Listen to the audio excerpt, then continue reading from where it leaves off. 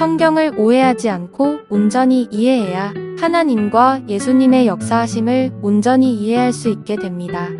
그래야 지금 나에게 역사하시는 하나님을 온전히 이해하고 알 수가 있습니다. 그러면 예수님의 수제자 베드로에게 일어난 하나의 사건을 통해 성경을 어떻게 볼 것인지 알아보겠습니다. 가버나움에 이르니 반세계를 받는 자들이 베드로에게 나와 이르되 너의 선생은 반세계를 내지 아니하느냐? 내신다. 하고 집에 들어가니 예수께서 먼저 시몬아, 내 생각은 어떠하냐? 세상의 임금들이 누구에게 관세와 국세를 받느냐?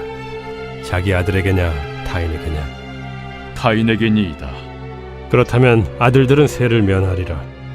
그러나 우리가 그들이 실족하지 않게 하기 위하여 네가 바다에 가서 낚시를 던져 먼저 오르는 고기를 가져 입을 열면 돈 한 세겔을 얻을 것이니 가져다가 나와 너를 위하여 주라. 이 내용과 같이 하나님께서 정말 기적을 일으켜 물고기 입에서 돈 한 세겔이 나왔을까요? 지금부터 2000년 전 예수님 당시 하나님을 믿는 유대인들은 성전 운영을 위한 성전세를 반세겔씩 내게 되어 있었습니다. 그런데 예수님은 하나님의 아들로 성전의 주인이시니 성전세를 내지 않아도 되었습니다. 그러나 사람들이 예수님을 제대로 알지 못하고 깨닫지 못하니 오히려 성전세를 내라고 독촉을 하였습니다. 이에 예수님은 사람들이 오해하지 않게 하기 위해서 바다에 가서 낚시를 던져 먼저 오르는 물고기의 입을 열어 예수님과 베드로의 성전세를 내라고 한 것입니다. 과연 베드로가 낚시를 해서 잡은 물고기의 입에서 한 세겔을 얻어 성전세를 내었을까요? 사실이라면 놀라운 기적이며 베드로뿐 아니라 성전세를 받으러 온 사람들이 하나님의 역사하심과 예수님의 권능에 순종하게 되었을 것입니다. 이 사건을 두고 성경 주석가들의 이야기를 들어보겠습니다. 칼빈 주석에서는 그리스도가 가난했다는 것에 나는 찬성한다. 그러나 주님이 세금을 못 낼 정도로 가난해서라기보다 물고기마저도 왕에게 세금을 내는, 즉 만물을 다스리는 주님의 권세를 세상 왕의 권세보다 컸음을 증명하기 위함이다. 박윤선 주석에서는 물고기 중 어느 것이 동전을 물고 있었는가를 아는 것은 천지, 그것을 낚아 올릴 수 있었던 것은 전능에 해당한다. 우리는 베드로의 물고기가 얼마나 큰지 모르기 때문에 이 기적이 증명될 수 있다. 매튜 헨리 주석에서는 그의 능력은 물고기의 입에서 세금에 해당되는 돈을 꺼낼 때 나타났다. 그의 전능하심이 그 돈을 그 물고기의 입에 넣어 두었는지 아니면 그의 전지하심이 그 돈이 거기에 있는지를 알았던지 간에 결국은 한 가지로 귀결된다. 성경 주석가들의 주장같이 하나님은 물고기 입에서 돈이 나오는 기적의 역사를 하셨을까요? 이사야서 34장 16절에는 너희는 여호와의 책에서 찾아 읽어보라. 이것들 가운데서 빠진 것이 하나도 없고 제 짝이 없는 것이 없으리니 라고 하나님은 말씀하셨습니다. 즉, 성경 속에 문제와 해답이 있습니다. 그러면 성경을 통해 이 사건을 온전히 이해해 보겠습니다. 첫째, 마태복음 13장 34절에 예수님은 모든 것을 무리에게 비유로 말씀하신다고 하셨습니다. 이와 같이 베드로 사건도 예수님은 비유로 말씀하신 것입니다. 둘째, 마태복음 4장 19절에는 예수님은 베드로를 처음 만났을 때 사람을 낚는 어부가 되게 해주신다고 하셨습니다.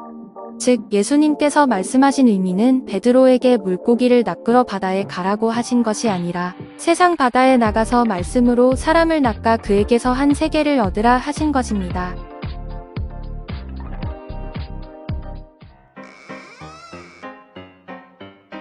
세금을 걷는 자가 베드로에게 따지며 물었습니다. 당신 선생은 왜 성전세를 안 내는 거요? 아니요, 내실 겁니다. 엉겹결에 베드로는 그렇게 대답하고 예수님에게로 갔습니다.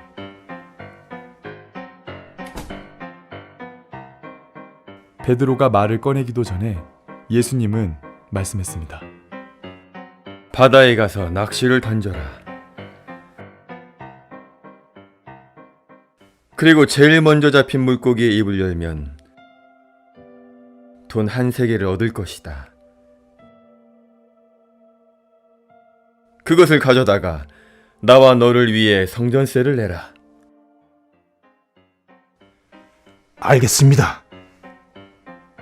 베드로는 밖으로 나갔습니다.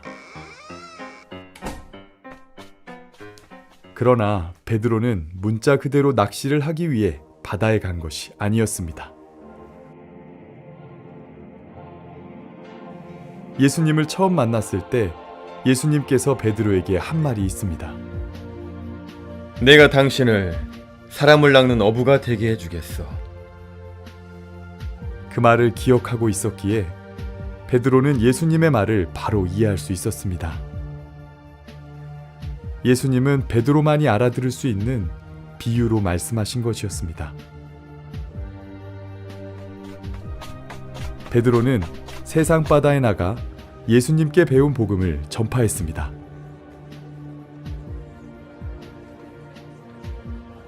그러자 낚싯바늘에 물고기가 걸리듯 한 사람이 말씀을 열심히 들었습니다. 그는 말씀을 듣고 자기 인생의 문제가 해결되자 너무 기뻐했고 자기가 뭐 도와줄 수 있는 일이 없느냐고 물었습니다.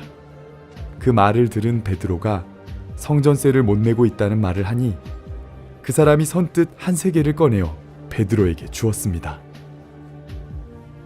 이처럼 베드로는 예수님을 따르며 말씀을 배우고 복음을 전파하여 사람들의 인생 문제를 해결해 주었습니다. 즉, 사람을 낚는 어부가 되었습니다. 이와 같이 성경은 비유로 쓰여 있습니다. 성경은 문자 그대로 볼 것이 아니라 비유로 봐야 하나님과 주님의 말귀를 제대로 알아듣게 됩니다.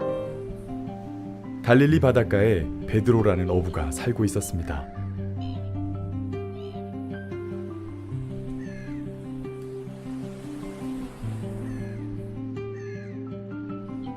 베드로는 매일 바다에 나가 그물을 던졌고 그렇게 잡은 물고기로 생활을 하고 있었습니다. 그는 늘 똑같이 반복되는 생활에 한계를 느끼고 있었습니다.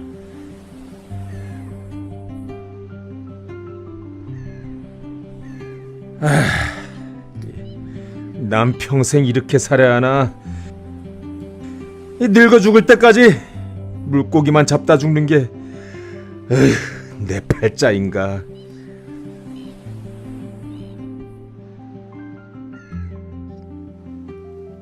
그러나 그의 인생은 한 사람과의 운명적인 만남으로 극적인 전환을 맞이하게 됩니다.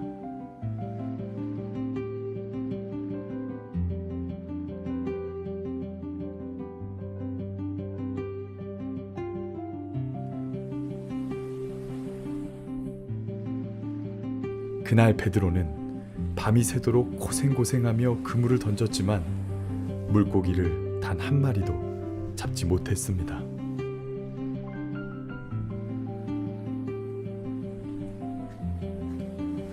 너무 지쳐서 낙심한 채 그물을 씻고 있는 베드로에게 한 청년이 다가왔습니다.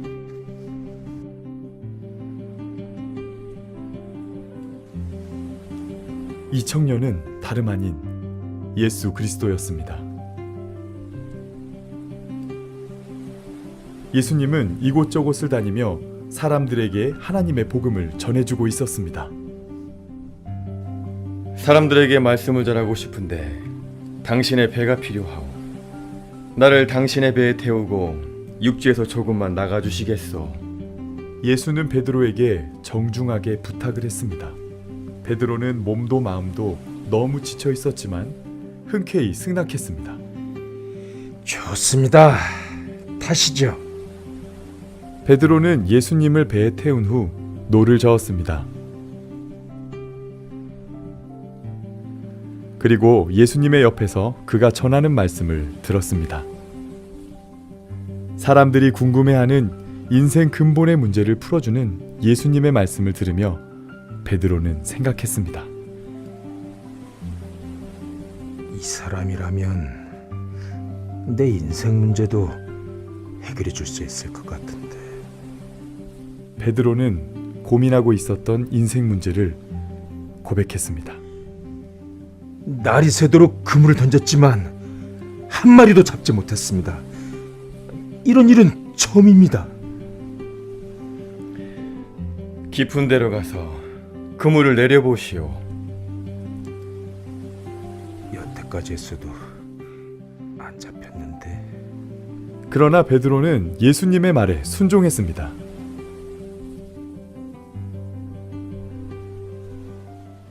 그러자